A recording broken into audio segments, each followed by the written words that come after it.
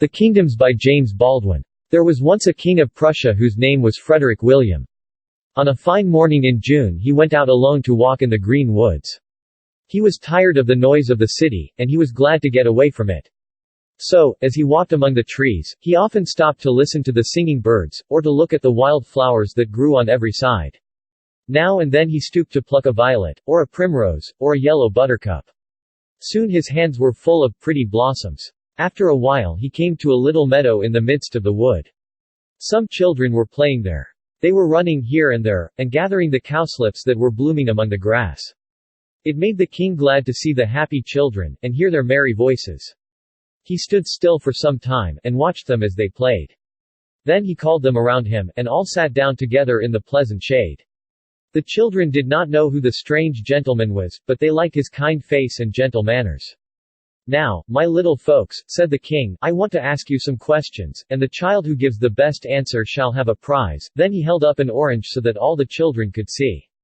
"You know that we all live in the kingdom of Prussia," he said, "but tell me, to what kingdom does this orange belong?" The children were puzzled.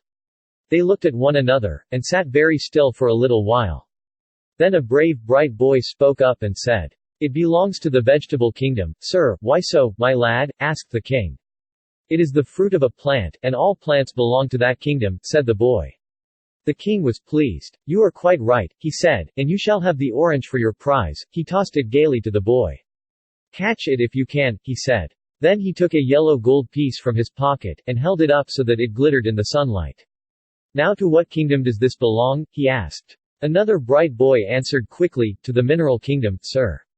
All metals belong to that kingdom." "That is a good answer," said the king. "The gold piece is your prize." The children were delighted. With eager faces they waited to hear what the stranger would say next. "I will ask you only one more question," said the king, "and it is an easy one."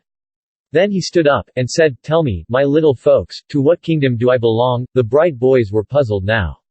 Some thought of saying, "To the kingdom of Prussia," some wanted to say, "To the animal kingdom." But they were a little afraid, and all kept still. At last a tiny blue-eyed child looked up into the king's smiling face, and said in her simple way, "I think to the kingdom of heaven." King Frederick William stooped down and lifted the little maiden in his arms. Tears were in his eyes as he kissed her, and said, "So be it, my child. So be it."